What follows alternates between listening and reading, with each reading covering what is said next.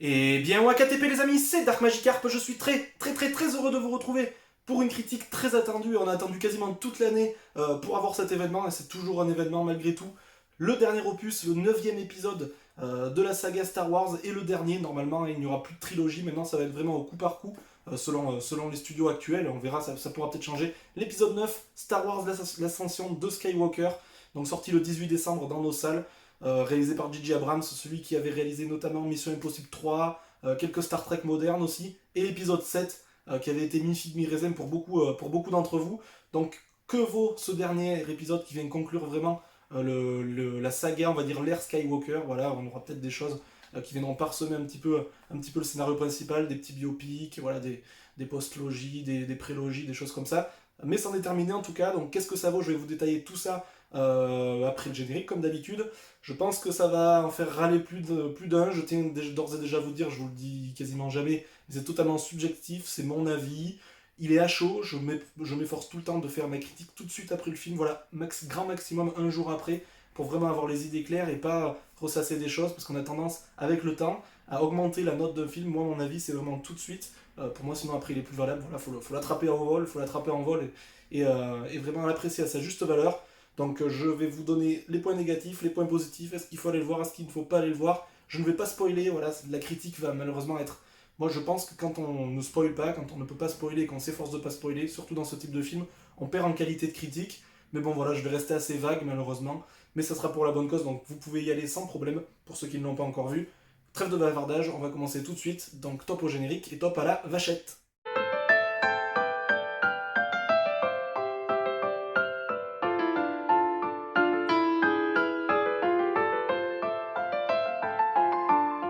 Donc Star Wars épisode 9, l'ascension de Skywalker, sorti le mercredi 18 décembre dans toutes les salles de France et de Navarre. Et voilà, là je pense qu'aucune salle n'y échappe malheureusement. Certains films en sont victimes, et voilà, il y a pas mal de films alternatifs que je voulais voir mais qui n'y sont pas à cause de ce fameux Star Wars. Réalisé par J.J. Abrams, comme je vous l'ai déjà dit, avec, comme d'habitude, les éternels Daisy Radley, John Boyega, on a Oscar Isaac, on a Adam Driver, enfin voilà, les grands classiques. Je vais pas vous refaire tout le casting, parce que c'est pas le premier atout de Star Wars. On va commencer pour une fois avec les points négatifs. Ils sont assez nombreux, donc voilà, prenez un jour de congé auprès de votre directeur, voilà, de votre responsable, entre guillemets, parce que vous allez voir qu'il y en a pas mal. Premier point négatif et non des moindres, je l'ai vu d'ailleurs revenir dans énormément de critiques, dans un nombre de critiques incalculable, c'est le rythme de ce film. Alors paradoxalement, le rythme de ce film est très rapide, mais on s'ennuie et du coup même ça en devient indigeste, beaucoup trop rapide, il se passe beaucoup trop de choses en un laps de temps vraiment minuscule, tout va trop vite, tous les événements vont trop vite, on a l'impression que c'est même fait exprès, ça en devient bancal, on a l'impression que c'est fait exprès pour justement qu'on n'ait pas le temps de réfléchir à chaque truc, tellement que c'est bancal, les explications sont bancales, on y viendra plus tard, mais voilà, j'ai l'impression que tout va vraiment trop vite, toutes les actions se succèdent à un rythme absolument effréné, et ça en devient horrible au fur et à mesure du film. Voilà. Là où le Star Wars 8, justement, c'était une de ses seules forces peut-être, on s'attardait vraiment sur chaque chose, etc. Là, on s'attarde sur rien et tout va vraiment trop vite, comme je vous l'ai déjà dit. Il n'y a vraiment pas de temps posé pour la réflexion, pas de temps où on apprend plus de choses de façon profonde. Voilà, on a vraiment pas le temps de savourer l'histoire à sa juste valeur. Et ça, j'ai trouvé ça vraiment dommage et j'ai vu que ça revenait beaucoup. Dites-moi dans les commentaires si vous le pensez aussi. Mais voilà, ce rythme dessert totalement le film et la crédibilité du film pour moi. Voilà, je vais vous donner les points négatifs vraiment dans l'ordre pour moi de la plus grosse importance à la plus petite importance. Et les deux premiers, bizarrement, reviennent vraiment dans énormément de critiques. Le deuxième, il s'agit d'un fanservice. Alors, pour ceux qui ne savent pas ce que c'est le fanservice, c'est lorsqu'on dispatche dans le film beaucoup de références, beaucoup de choses qui rappellent d'anciens films, qui permettent aux fans de s'y retrouver et d'apprécier le film. Et dans ce film-là, le fanservice est absolument indigeste. Il y en a trop, ça frise le ridicule, on dirait presque parfois même, je pense que vous serez d'accord avec moi, on dirait presque un fanfiction, un film qui a été fait par les fans. C'est souvent ça pour les sagas à succès, qu'on a des fans qui essayent de satisfaire les gens qui en redemandent avec ce genre de film. Et là, on dirait vraiment une fanfiction. En fait, il y en a partout. Ça dessert totalement le film, ça dessert sa crédibilité, sa légitimité. Et il y en a tellement que je trouve ça catastrophique. Alors, ça satisfera peut-être un infime nombre de fans qui sont pas trop difficiles et qui demandent juste à voir ça. Mais pour moi, c'est pas avec des clins d'œil, avec des références, avec des choses comme ça qu'on fait un scénario réussi. Et là, c'est absolument le cas pour ce Star Wars 9 pour moi. Tenez-vous bien, il reste encore 3 points négatifs, les amis, on n'en a pas terminé malheureusement.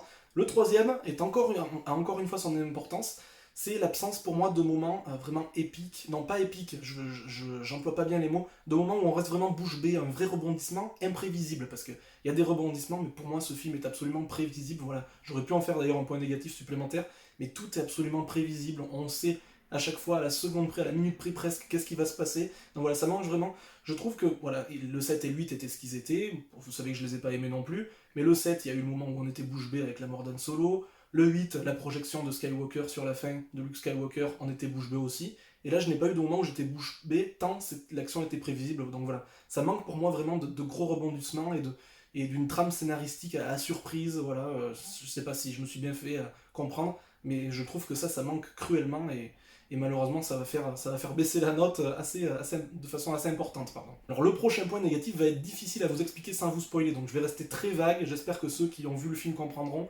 Je trouve les explications de tout ce qui est expliqué dans ce film totalement tirées par les cheveux, voilà, je trouve ça catastrophique. Alors là où certains films ne donnaient pas assez d'explications, parfois on a des choses qui viennent comme de l'huile sur le feu dans certains films de la saga Star Wars, et on dit mais pourquoi on n'a pas l'explication, pourquoi c'est comme ça. Là on les a les explications, là c'est pas un problème du tout, on a des explications, mais pour moi elles sont mauvaises, c'est des prétextes, vraiment pour introduire ça. Je trouve que ça manque de continuité aussi avec les deux autres films.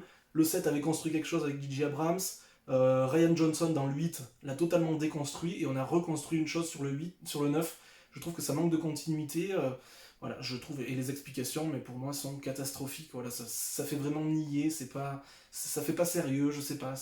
J'ai peut-être perdu mon goût de Star Wars et je me suis peut-être limité trop aux trois premiers et j'en deviens pas objectif, mais voilà, je trouve que vraiment toutes les explications, toute la profondeur, c'est pas crédible du tout, quoi. Et enfin, dernier point négatif qui est totalement subjectif, celui-ci, encore une fois, c'est Rey. Voilà, Rey, tout simplement, Rey Charles, qui pour moi est beaucoup trop présente. On en fait trop dessus. Voilà, je trouve que. Vous pouvez prendre l'exemple aussi de Eleven dans Stranger Things, je trouve que ça fait un petit peu ça aussi. Elle a réussi, elle a eu son succès, alors au fur et à mesure des épisodes, on la met encore plus en avant et du coup ça en devient presque ridicule au niveau de ses plans, au niveau des.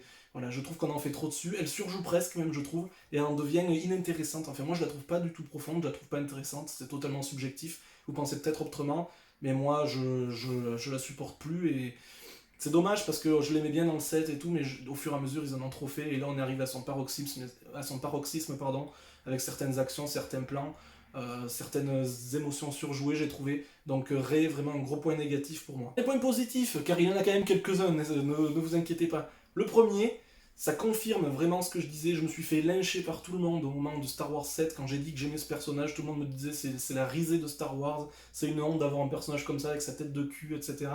Mais Ben Solo, alias Kylo Ren, et voilà, je ne trahis aucun secret, est vraiment le plus gros point positif de ce film pour moi. Et j'ai vu que petit à petit, les épisodes passant, les gens ont un petit peu changé d'avis sur lui. Et j'ai eu pas mal de positifs aussi sur cet épisode 9 pour celui-ci. Voilà, moi j'avais vu juste et j'avais déjà adoré au départ. Il est complexe, il est charismatique. Dans ce film en plus, il a son intérêt, il est profond, il est intelligent. Son histoire est vraiment belle. Voilà, c'est vraiment complexe, c'est pas tout blanc ou tout noir, c'est un personnage qui change un petit peu, qui sort un petit peu des sentiers battus. Et ça, j'ai vraiment adoré. Une vraie bonne idée, une vraie bonne trouvaille. Et l'acteur joue vraiment bien son rôle. Je trouve que ça lui va bien. Et voilà, j'ai adoré vraiment ce personnage. C'est ce que je retiendrai même, je pense, de cette trilogie. C'est ce personnage-là qui a été intégré et qui est pour moi la meilleure idée. Malheureusement, à la. Voilà. Je sais plus ce que je voulais dire. Mais bon, voilà, c'est pour moi la meilleure idée en tout cas. Ce qui est dommage, puisque en point négatif, en point positif, pardon, j'ai ajouté quelque chose qui aurait pu faire son effet, etc. Mais c'est tellement noyé dans une mare de points négatifs que ça en devient un petit peu obsolète. C'est quand même la présence de quelques scènes très réussies, que ce soit visuellement, que ce soit émotionnellement, que ce soit au niveau des sensations perçues, graphiquement. Voilà, c'est vraiment très bon.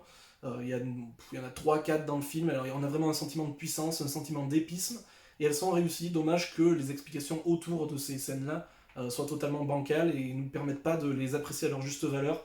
Mais bon, voilà, je peux pas vous les spoiler encore une fois, mais voilà, quelques scènes vraiment réussies visuellement, mais pas que. Voilà, et on sent quand même quelque chose, une ambiance, une sensation, un épisme vraiment palpable, et ça j'ai beaucoup aimé. Ça m'a pas laissé bouche bée par leur explication, par les rebondissements, etc., mais elles étaient très jolies, et je pense qu'elles resteront quand même un petit peu dans mon esprit malgré tout. Pour résumer, malheureusement, ce sont les seuls points positifs. Rassurez-vous, ça reste un Star Wars, donc ça va être à nuancer. Voilà, j'ai mis que deux points positifs, pardon. Mais la note ne sera pas catastrophique parce que J'aime détester les Star Wars récents, voilà, j'arrive, ça reste pas un plaisir coupable, mais voilà, ça reste un petit peu le meilleur ennemi, voilà, c'est un peu cette notion-là qui est à retenir. Je pense que j'arriverai jamais à me détacher de la trilogie originale, mais je trouve quand même que, même en essayant d'être objectif, je vois pas qu'est-ce qu'on trouve à ces films-là. Je sais pas, ils puisent tous les points négatifs de ce film dans sa modernité, etc. Je trouve que ça reflète parfaitement le cinéma d'aujourd'hui, et je sais pas. Il y a quelque chose qui me dérange, on retrouve pas. Il manque quelque chose, et puis voilà, pour moi, cette trilogie sera oubliée. Il n'y en a aucun qui est vraiment très mauvais, mais ils sont tous les trois très très moyens, très médiocres. Et les petites fulgurances dans chacun de ces films ne rattrapent pas la trilogie totale. Je le mettrai quand même, parce que c'est un Star Wars à la note de 10/20, parce que, paradoxalement, encore une fois, je ne me suis pas ennuyé, j'ai pas vu le temps passer. J'attendais, en fait, on aime tellement ça qu'on attend le moment où on va être complètement bouche bée, mais on l'a pas en fait dans ce film, pas du tout, encore moins que dans les autres finalement. Donc je pense, oui, que je vais pouvoir répondre à la question de départ. C'est pour moi le pire Star Wars pour l'instant, à ce jour. Voilà, je sais pas ce que vous en pensez. J'ai pas vu Solo, il est peut-être pire, c'est le seul que j'ai loupé, Solo. Mais pour moi, c'est le pire, même s'il n'est pas catastrophique, encore une fois. J'exagère toujours, la déception l'emporte sur le coup, mais c'est pas un film catastrophique, c'est pour ça que je lui mets quand même 10/20. Allez voir, et voilà, je prendrai le steelbook pour avoir le full set, etc. Peut-être qu'en le revisionnant, peut-être dans 15 ans, j'adorerai ce film, je ne sais pas. Mais en tout cas, pour l'instant, c'est pour moi une énorme déception. Et j'aimerais d'ailleurs bien savoir quels sont les points positifs pour vous et quels sont les points positifs pour ceux qui ont adoré le film, parce que, encore une fois, je ne les trouve pas. Voilà, je suis peut-être pas assez bon public, je suis trop difficile, je ne sais pas. Mais encore une fois, je vais me répéter, il y en a qui aiment pas ça, mais un vrai fan de Star Wars, de la trilogie originale, ne peut pas aimer cette postlogie. Voilà, cette postlogie, c'est comme la prélogie, mais pour la suite, et voilà, vous aurez compris ce que ça veut dire. Enfin voilà les amis, j'espère que cette critique vous aura plu en tout cas. En tout cas, ça m'a fait plaisir de vous la faire à chaud, encore une fois, sans filtre, sans rien. Tout vient tout seul, vraiment après le film. Voilà, je vous le dis tout de suite, même je tourne la critique juste après être rentré. Voilà, j'enfile un petit t-shirt et j'ai tout de suite fait cette critique. J'espère qu'elle vous aura plu. Dites-moi dans les commentaires si vous comptez voir ce film, si vous comptez ne pas le voir, si vous êtes fâché avec Star Wars ou pas, si vous l'avez aimé, si vous avez aimé la critique aussi, sa qualité, en termes qualitatifs. Voilà, est-ce qu'il y a des choses à améliorer ou pas. Le petit pouce bleu ou le petit pouce rouge, encore une fois, vous êtes les seuls décideurs de la chaîne, alors vous faites absolument ce que vous voulez. Si vous mettez le pouce rouge, dites-moi pourquoi dans les commentaires. J'espère que ce ne sera pas parce que vous n'êtes pas d'accord avec moi dans la critique, mais que ce sera parce que vous n'avez pas aimé la vidéo. Parce que bon, c'est vrai que d'être d'accord ou d'être pas d'accord, je pense que ça justifie pas le fait de mettre un pouce rouge, malheureusement. En tout cas, les amis, on se retrouve très bientôt. Je vous souhaite de bonnes fêtes de fin d'année, je ne vous l'avais pas encore souhaité. On se retrouve très bientôt avec l'éternel top flop. Enfin, il y aura un top et un flop de l'année 2019, donc les films à louper au cinéma ou à ne pas louper, et aussi les plus grosses attentes les plus grosses attentes de 2020 qui viendront en tout début d'année. Enfin, ça promet d'être encore une fois assez exceptionnel. D'ici là, portez-vous bien, sortez couverts, et puis salut, salut!